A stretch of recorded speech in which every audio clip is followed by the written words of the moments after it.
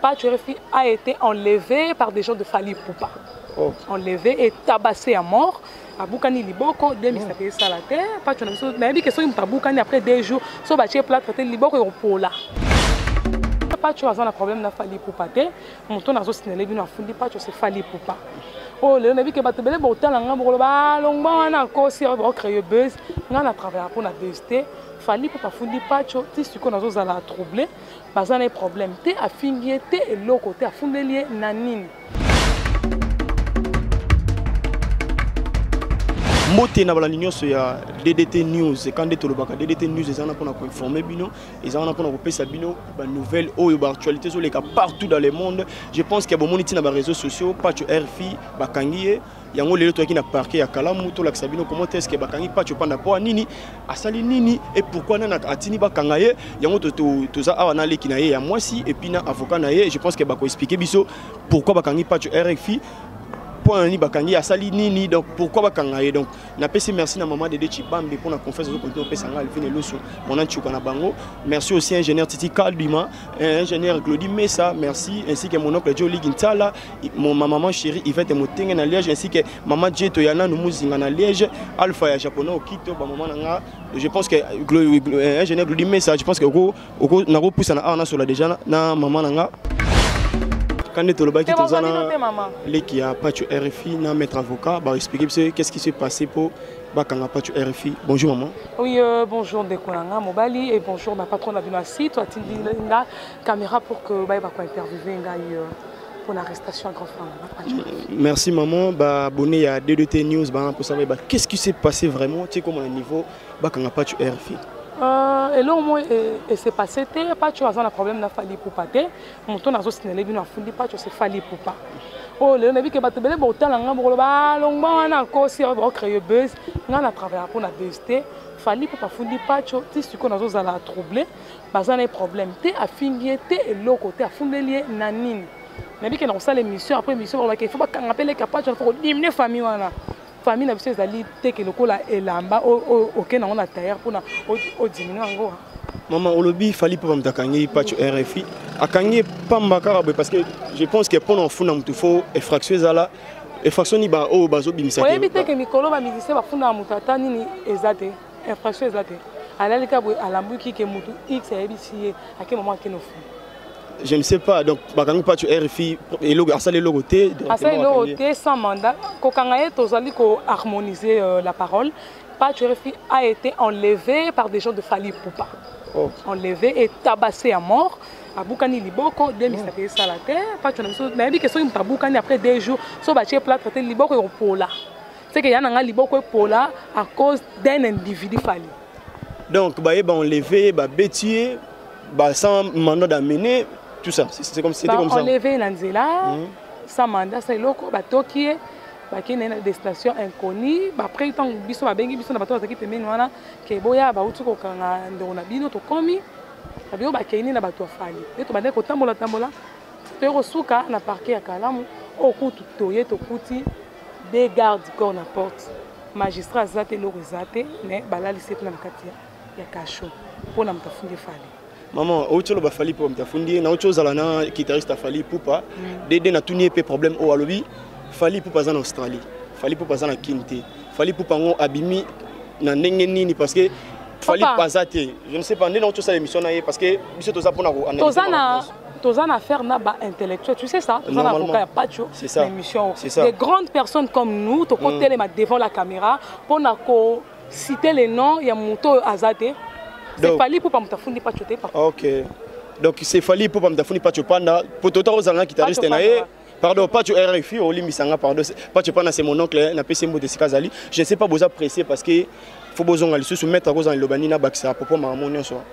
Oui, maître, nous avons malobami guité alors vraiment pousser pour que tu puisses développer l'exclusivité pour la journée. Merci. Bon, OK, je pense que Nayoki moi propos mouré bimaki awa ce qui Fally Ipupa muto akangi Pacho. Bon, en fait, c'est peut-être un abscisse langue, hein.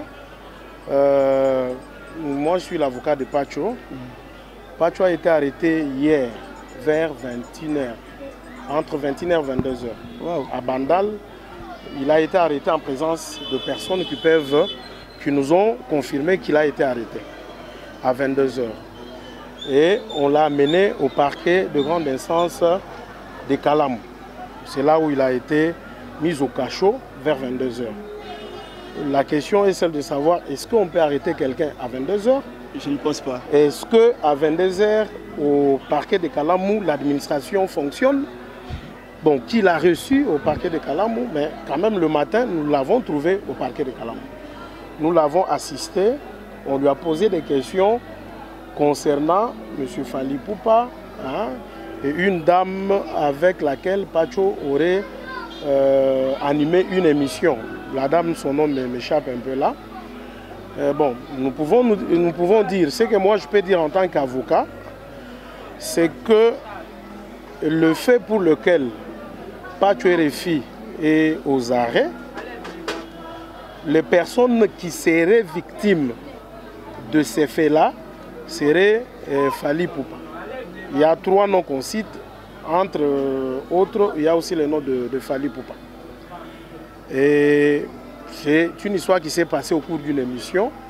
Et moi, en tant que l'avocat de Pacho, j'ai attendu qu'on me montre les éléments de preuve, les images dans le vidéo qui a été présenté, où Pacho a proféré des propos injurieux à l'endroit de Fally et consorts.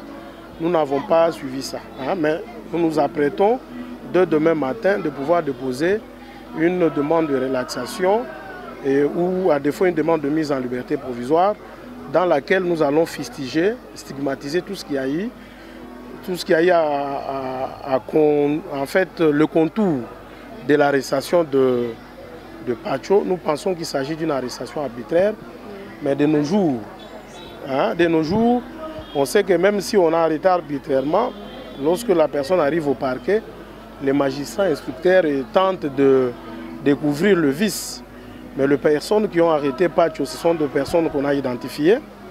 Selon les informations à notre possession, les mêmes agents qui sont en fait dans ce que les Guinois appellent ceinture de Fally ou des autres, ces mêmes agents travailleraient aussi au niveau du parquet.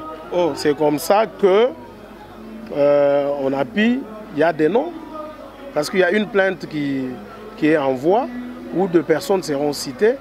Les gens ont vécu l'arrestation de Pacho, l'heure à laquelle il a été arrêté. Ces agents-là vont nous dire qu'ils les avaient envoyés. Et je crois que c'est là où la lumière sera donc connue de tous. Mais déjà, nous sommes en contact avec le procureur, Madame le procureur de la République. Nous pensons que de demain, les choses peuvent évoluer dans le bon sens pour que Pacho recouvre sa liberté et qu'il aille suivre ses soins médicaux. Mais nous condamnons la manière dont il a été arrêté. Dans un état de droit, on n'arrête pas les gens de la manière dont on l'a fait avec Pacho. Maintenant, il faudrait que les responsabilités soient établies. Si c'est les responsabilités au niveau des agents qui ont exécuté dans les aires interdites le mandat, ces agents doivent répondre. Mais s'ils l'ont fait en complicité avec d'autres autorités, nous pensons que dans un état de droit, tous, nous sommes égaux devant la loi. Et que c'est la loi qui est au-dessus de tout le monde. C'est ce que nous pouvons vous dire pour l'instant. Nous pensons que l'instruction évolue. On ne va pas vous donner les détails de l'instruction parce qu'elle est secrète. Oui. Tant qu'avocat, nous sommes tenus par le secret professionnel. Mais ce que nous pouvons vous dire, qu'il sera déposé dès demain matin sa demande de mise en liberté, à défaut de mise en liberté provisoire. Merci maître. Je n'ai habité seulement le moment où Kiko Zalaka parce que vous appréciez. Je suis très fâché. Le comportement de musicien est affiché envers Pacho RFI, Aza instrument na binoté que aussi les succès ou soit besoin d'un problème na bino, peut-être que aussi les sangs pas Pacho. Je vous mets en garde cette fois-ci et ça le roi Kalaté. L'état de droit essayé parti de ça chez ministre Sika, structure ya Sika ici et côté. Babuzo bana ya kala iseleki. Chef de l'état na so senga na yo papa, oye ba un peu kosunga biso na ndenge olobaki ke état de droit. To lingi to mona yango na dossier ya Pacho. Na yebi ke na loi ndenge nani a expliquer maître biso to za ndenge mo c'est que parce que yo okendaka na concert ya X, okendaka na répétition ya Y, ne ya komi likolo. Non. Soki mutu azali na raison pe ça apporter ses raisons. Et c'est-à-dire que pour moi, Azali Patch, je suis journaliste, tout ça. Naïbi que, parce que quand on a la Patch au map, batine la prison, na bouton, les gens qui ont filmé, ont diminué, mais on a beaucoup de beaucoup. C'est grave ça. Nous avons la solidarité de journalistes. Nous avons que tous la même langage pour combattre les bêtises. Parce que comme des une fois, tout le monde a couru, il y a une solidarité. Ceux qui réellement, vraiment, tous les journalistes imposants dans les 4 pays, tout le monde est. C'est ça. Parce que nous avons que série à Kala. Papa Tshisekedi da tellement à l'oba devant mon bout. Tellement et sali le que Fachi a kamata trône.